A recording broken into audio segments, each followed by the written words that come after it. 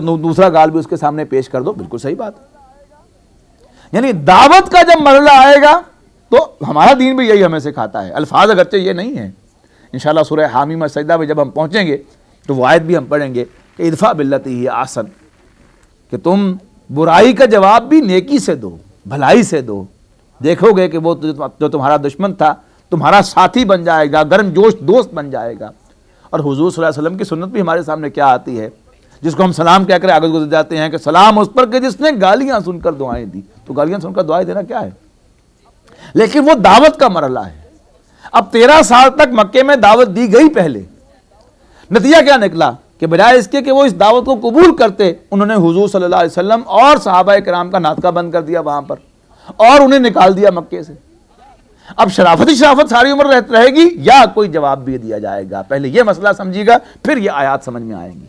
ورنہ ایک عیسائی جو ڈومینیٹڈ ماحول ہے اس کے اندر آپ کو یہ قتل کے احکام جو وہی بات جو میں نے پہلے کہی کہ یہاں تو پروپیگنڈا یہ ہے کہ بوئے خون آتی ہے اس قوم کے افسانوں سے، تو بوئے خون جو ہے وہ نہیں آتی۔ غور بھی کیجئے کہ جو ظلم جو ہے وہ کافر ڈھاتے رہیں، مشرک ڈھاتے رہیں، اور 13 سال تک 15 سال تک مسلمانوں نے وہ ظلم برداشت کر لیے، تو کیا یہ ظلم ہی برداشت کرتے رہیں گے یا انہیں کوئی اختیار بھی ہے کہ بغیر زیادتی کیے؟ ساتھ ہی کہہ دیا، یعنی پہلا جہاں سے حکم شروع ہو رہا ہے وہاں یہ بات کہی جا رہی ہے بھلا تعتدوا، اور زیادتی نہ کرنا، ان اللہ لا يحب المعتدین، بے شک اللہ تعالیٰ زیادتی کرنے والوں کو پسند نہیں کرتا۔ لیکن وَاقْتُلُوهُمْ حَيْثُ ثَقِفْتُمُوهُمْ، انہیں قتل کرو جہاں بھی انہیں پاؤ، وَأَخْرِجُوهُمْ مِنْ حَيْثُ أَخْرَجُوكُمْ، اور انہیں وہاں سے باہر کرو جہاں سے انہوں نے تمہیں نکالا تھا۔ وَالْفِتْنَةُ أَشَدُّ مِنَ الْقَتْلِ، جب درس دیے جاتے ہیں پھر تو بڑی لوریاں یاد آتی ہیں انہیں، پھر بڑی شرافتیں یاد آتی ہیں انہیں کہ نہیں انسانی خون جو ہے بالکل نہیں بہانا چاہیے۔ اور یہ جدید جتنی سوچ ہے، یعنی جسے عام معروف معنوں میں انٹلیکچول کہتے ہیں، ان سب کا جو حاصل ہے، اگر آپ اس کو میں چند جملوں میں بیان کروں تو اس ساری انٹلیکچول تھاٹ جو ہے اس کا حاصل یہ ہے کہ مظلوم کی بالکل پرواہ نہ کرو، اور ساری ہمدردیاں جو ہیں وہ تمہاری ظالم کے ساتھ ہوں۔ یعنی ایک شخص نے ایک دوسرے شخص کو قتل کر دیا، یا اس نے 4 آدمیوں کو قتل کر دیا، اب ان 4 خاندانوں پر جو قیامت ٹوٹی ان 4 افراد کے قتل ہونے سے، اس کا کوئی ذکر ہی آپ کو جدید انٹلیکچول لٹریچر کے اندر نہیں ملے گا۔ سارا کا سارا ذکر ملے گا کہ نہیں اصل میں کوئی سائیکولوجیکل پرابلم جو ہے اس کے ذہن کے اندر ہوگی جس کی وجہ سے اس نے یہ حرکت کی ہے، لہذا اس کو ٹریٹ کیا جائے۔ اور اللہ کے بندوں، وہ جو 4 خاندان تباہ ہو گئے ان کے ساتھ کوئی ہمدردی نہیں۔ تو یہ سوچ کا فرق ہے کہ ظالم کو سپورٹ کرتا ہے جدید انٹلیکٹ اور جدید نظام، جبکہ مظلوم کو سپورٹ کرتا ہے قرآن اور اسلامی نظام۔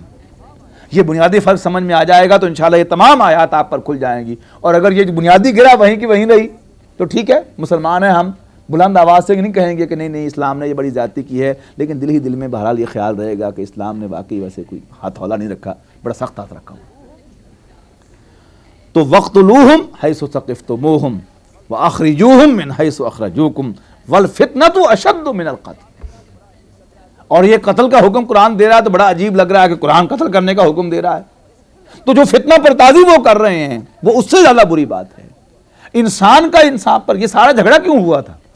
غور کرنے کی بات یہ ہے کہ جھگڑا ہوا کیوں تھا؟ حضور صلی اللہ علیہ وسلم اور صحابہ کرام ایک طرف اور مشرکین مکہ دوسری طرف۔ یاد رکھیے گا کہ عام طور پر جو چیز معروف جو مذہبی تصورات ہیں ان کی روشنی میں خود ہمارے ذہنوں میں بٹھا دی ہے سیکولر سوچ نے، وہ سوچ کیا ہے کہ جھگڑا تھا سجدے کا۔ لیکن غور کیجئے، اللہ کو سجدے کرنے کا جھگڑا وہاں پر نہیں تھا۔ اگر جھگڑا اللہ کو سجدہ کرنے کا ہوتا تو نبی اکرم صلی اللہ علیہ وسلم کو بہت پہلے جو ہے وہ ریزسٹنس آ جاتا، سامنے آ جاتا، ان کے مدافعت کا سامنا کرنا پڑتا، رکاوٹ کا سامنا کرنا پڑتا۔ مکے کے تمام لوگ جانتے تھے کہ محمد نے ابن عبداللہ ابن عبد المطلب نے صلی اللہ علیہ وسلم کبھی کسی بت کو سجدہ نہیں کیا۔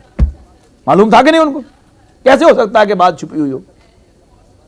اس کو ہم نے کبھی سجدہ کرتے نہیں دیکھا۔ ظاہر بات ہے کہ سب لوگ جو ہیں وہ ہاتھ جوڑتے ہوں گے، سجدے کرتے ہوں گے جا کے بتوں کو، لیکن حضور صلی اللہ علیہ وسلم یہ بھی بنو ہاشم کے چشم و چراغ تھے، اننون آدمی تو نہیں تھے، ویل نون پرسن تھے، سب کو معلوم تھا کہ اس جیسا دیانتدار آدمی کوئی نہیں، اس جیسا سچا آدمی کوئی نہیں، لیکن یہ بھی پتا تھا